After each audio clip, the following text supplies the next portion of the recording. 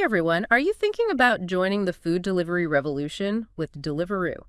It seems like every restaurant is signing up these days, but is it really worth it for your bottom line?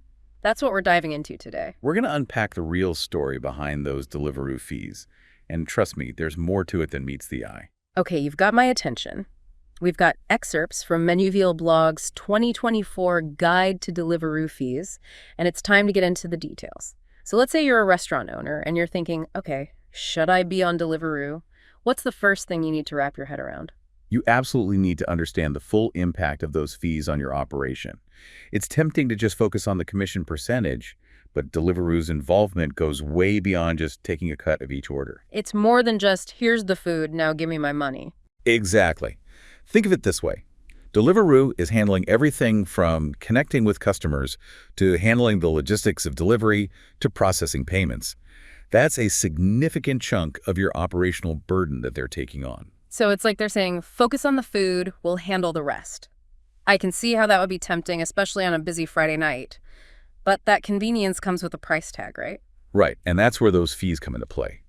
Essentially, restaurants are paying for access to Deliveroo's customer base, their network of riders, their entire system. So it's a trade-off. What kind of restaurants typically do well in this setup? Restaurants that thrive on Deliveroo are often those that can handle high order volumes, like your favorite fast casual spots in busy, densely populated areas. They could really capitalize on Deliveroo's reach and pump out those orders. Like that poke bowl place I ordered from last week, they're always slammed with Deliveroo orders. But you're saying it's not the perfect fit for every restaurant. Exactly. Now imagine a high-end steakhouse with a very specific menu, relying on that elegant ambiance and personal touch. For them, the fees might not make sense, and the platform itself might not attract their target customer. It might even hurt their brand. So it's about finding the right tool for the job, and that means understanding the fees down to the last penny. Everyone wants to know about the commission. Let's break it down. What are we looking at there? The commission is a big one, no doubt. Yeah. It's the percentage Deliveroo takes from each order. And here's the thing. It's not a fixed number. It's not like you just sign up and it's a flat 30% across the board. Wait, really? I thought the commission was pretty straightforward. It's way more nuanced than that. Think of it as a range, typically between 25% and 35%. And where your restaurant falls within that range depends on several factors. Okay, so location, location, location. That's always a factor in real estate. How does it play out with Deliveroo? You got it. A burger joint in the heart of downtown Manhattan might be looking at a 32% commission, while a similar spot in Brooklyn might pay 27%. It's all about supply and demand. Prime real estate on the app often means a higher price tag for restaurants. Makes sense. So what else comes into play? Is it just about where my restaurant is located? Location is huge, but your cuisine type also matters. Think about it. A fancy steakhouse with higher average order values might be charged a different commission compared to, say, a pizza place. So the algorithm is like, steak lovers can afford a higher commission. Is that how this works? Not quite. It's more about Deliveroo's system, trying to balance its own cut with what makes sense for different restaurant types. It's about optimizing the whole ecosystem for them and for the restaurants. All right, so we've got location, we've got cuisine type. Is there anything else that affects the commission? What about order volume? Like if you're a restaurant that's constantly cranking out Deliveroo orders, does that give you any leverage? Now you're talking. Volume is king in the world of food delivery. If you're a top-performing restaurant bringing in tons of orders, Deliveroo doesn't want to lose you. That's where you have some real bargaining power. So hold on, you're saying there's room for negotiation with Deliveroo. That's huge for our listeners. So there's a light at the end of the commission tunnel. If your restaurant is killing it, you might be able to negotiate a better deal. But before we get into those power moves, you mentioned there are other fees beyond the commission. What else should restaurants be aware of? Right.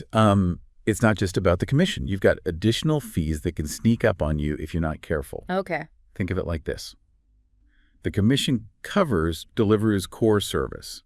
But then there are these little extras, these add-on costs that can really impact your bottom line. Okay, I'm getting flashbacks to those hidden fees on budget airlines. You think you're getting a great deal. And then bam, baggage fees, seat selection fees, the list goes on.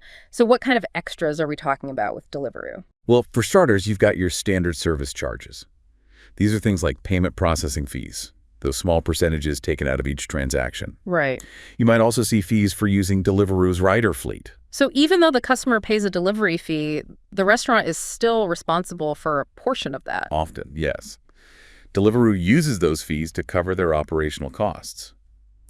And then there's the whole world of marketing fees.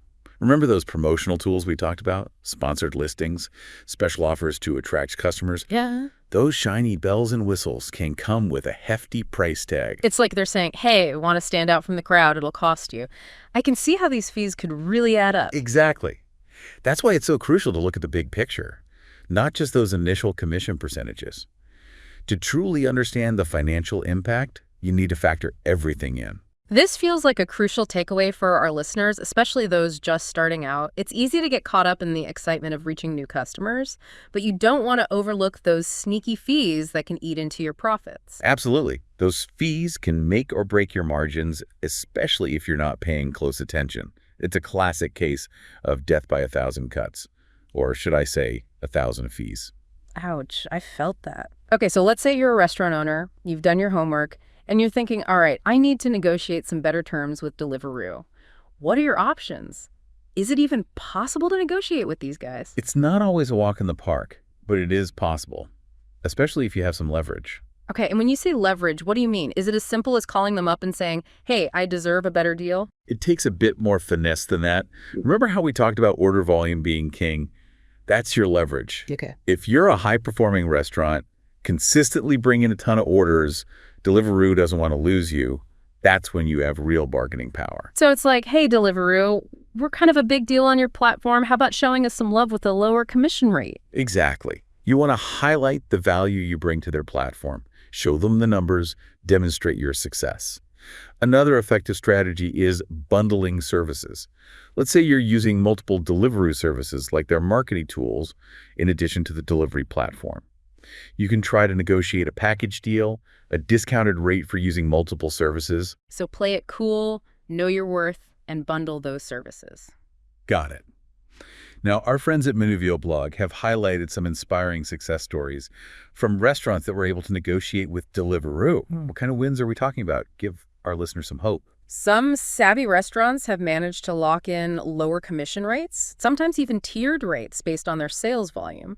So the more orders they process, the lower their commission percentage drops. Wow, tiered commissions, that's a game changer. I bet restaurants love that option. Makes those high order volumes a little less stressful knowing you're getting a better rate. But even with the best negotiations, those fees are still there. You mentioned something earlier about hidden costs. Those sound even scarier than sneaky fees. What exactly are we talking about here? Right, so these hidden costs are the expenses that aren't always obvious up front, but they can add up quickly and have a real impact on your profitability. Okay, give me an example. What kind of costs are we talking about? Let's start with packaging. You can't just toss your delicious food into a brown paper bag and call it a day, right? Especially not if you're that fancy steakhouse we talked about earlier. Presentation is everything. Exactly. You got to think about presentation, temperature control, making sure the food arrives at the customer's door in pristine condition. That often means investing in higher quality, often branded packaging, which can get expensive. And it's not just the packaging itself. Now you've got to find a place to store all those takeout containers and boxes. Okay, so packaging is a hidden cost. What else should restaurants be thinking about? Staffing. Suddenly, you're slammed with a wave of Deliveroo orders on top of your regular dining crowd. Oh, yeah. You might need to bring in extra staff to handle the increased volume, especially during peak hours. And as you know, extra staff means extra labor costs. That makes perfect sense. And I imagine even the most well-run kitchen can get a little backed up when those delivery orders start pouring in alongside everything else. There are only so many burners on the stove. You're absolutely right. That's another hidden cost, the potential impact on your kitchen's flow and efficiency. Slower service, longer wait times for everyone that can affect customer satisfaction for both your dine-in and delivery customers. It's like a domino effect. And speaking of domino effects, these hidden costs have to be impacting a restaurant's long-term profitability, right? It's not just about the individual order anymore. You hit the nail on the head. It's about the big picture. Let's say you get stuck in a cycle of offering discounts and promotions on Deliveroo just to stay competitive and keep those orders coming in. Right. Sure, you might see a spike in orders in the short term, but you're also cutting into your margins, potentially losing money with every discounted order. And then there's that pressure to keep those prices low, even if your costs go up. You're trapped in a constant battle with the Deliveroo algorithm and other restaurants all vying for those customer eyeballs. It's exhausting. It can be a tough cycle to break free from. Yeah. And then there's the issue of customer loyalty, or should I say, the lack thereof. You're saying those Deliveroo customers might not necessarily become loyal customers of MYY restaurant? I mean, aren't they still MY customers even if they're ordering through a third-party app? That's the million-dollar question. A lot of people using these platforms are loyal to the platform itself, to Deliveroo, Uber Eats, whichever one they prefer. They're looking for convenience, for the best deals, for free delivery. They might order from your restaurant one week and then your competitor across town the next, depending on who's offering a better promotion. So it's much harder to build that direct relationship, that sense of loyalty that keeps customers coming back to you specifically, regardless of what platform they're using. They're loyal to the convenience, not necessarily to your amazing food. Exactly. And that's something restaurants need to consider strategically. How do you stand out in a sea of restaurants on these platforms while also cultivating a customer base that's loyal to your brand, not just to the ease of ordering through an app? It's a delicate balancing act, and it sounds like Deliveroo isn't always making that balancing act easy or affordable for restaurants. They're playing their own game. But before we completely write off third-party delivery, you mentioned there are alternatives to Deliveroo, so what are our options if we're looking beyond the Roo? So we've explored the Deliveroo galaxy with all its fees and hidden costs. But what other options are out there for restaurants that want to offer delivery but aren't sold on the whole third-party platform thing? Well, you could always go old school and set up your own in-house delivery service. Back to basics. Hiring your own drivers, figuring out delivery zones, getting those insulated delivery bags, the whole 9 yards. Does that really work for restaurants these days? It can. Manuvio blog actually lays out a pretty compelling case for in-house delivery, highlighting both the pros and cons. Okay, let's start with the good stuff. What are the advantages of going solo on delivery? The biggest advantage is control. You're not sharing a cut of your profits with the third-party platform. You set the delivery fees, you keep all the revenue, and you build direct relationships with your delivery customers. So it's your brand, your drivers, your customer experience from start to finish. You're not relying on an algorithm to connect with those hungry customers. I can see how that would be appealing to a lot of restaurants. Absolutely. It's about as direct as it gets in the world of food delivery. But of course, in-house delivery comes with its own set of challenges. All right, hit me with the downsides. What makes in-house delivery tricky? The biggest hurdle is often logistics. Hiring and managing a team of drivers, dealing with insurance, optimizing delivery routes, it can be a logistical headache. Yeah. And you don't have that built-in customer base that you get with a platform like Deliveroo. You're starting from scratch, building awareness and attracting customers on your own. So you're not just a restaurant anymore, you're a logistics company as well. Yeah. Suddenly those Deliveroo fees don't seem so bad when you think about all the overhead they're covering. It's definitely a trade-off. In-house delivery gives you more control and potentially higher profit margins per order, but it requires more upfront investment and ongoing effort. Okay, so in-house delivery is one alternative. What about those other third-party platforms out there? Are there any Deliveroo competitors worth checking out? There are definitely other players in the game. You've got Uber Eats, Just Eat, DoorDash. They all have their own quirks and fee structures, their own advantages and drawbacks. It's like a buffet of delivery platforms, each with its own flavor profile. I love that analogy. The key is finding the platform that aligns best with your restaurant's concept, target customer, and of course, your budget. So do any of these platforms stand out from the crowd in terms of being more, I don't know, restaurant friendly? Some platforms, like Just Eat, are known for being a bit more flexible with their services. They might allow you to use your own drivers, for example, which can save you some money. Others, like Uber Eats, are all about those big marketing pushes and those eye-catching promotions. They can be great for visibility, but often come at a higher cost. It seems like information is power in this game. You really need to do your homework to figure out which platform, if any, is the right fit for your restaurant. Absolutely. And that's what we hope we've given you today. The knowledge you need to make informed decisions about your business. We've covered a lot of ground today. We've talked about the ins and outs of Deliveroo fees, those sneaky hidden costs, the art of negotiating better terms, and even explored some alternatives. As we wrap up this deep dive, what are some key takeaways our listeners should keep in mind when navigating the wild world of food delivery? I think the most important takeaway is that there's no one-size-fits-all answer. Whether or not Deliveroo or any other platform is worth it depends entirely on your individual restaurant and your specific circumstances. There's no magic formula. It's about weighing those pros and cons, crunching the numbers, and figuring out what makes the most sense for your unique situation. There's a lot to consider. Exactly.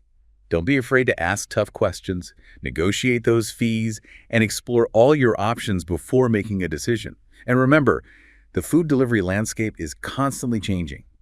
What works today might not work tomorrow. It's a fast-paced world out there, but hey, that's why we do these deep dives, to keep you informed and ahead of the game. Exactly. Knowledge is power, especially in the world of food delivery. Couldn't have said it better myself. So as we sign off, here's a final thought-provoking question for you. If you were designing the perfect food delivery platform, what would it look like? How would it balance the needs of restaurants with the demands of those convenience-hungry customers? Something to chew on. That's a great question to leave our listeners with. It'll be interesting to see how this landscape continues to evolve in the coming years. Yeah, absolutely. Maybe one of our listeners will be the one to crack the code and revolutionize the industry. Until next time, happy delivering, everyone.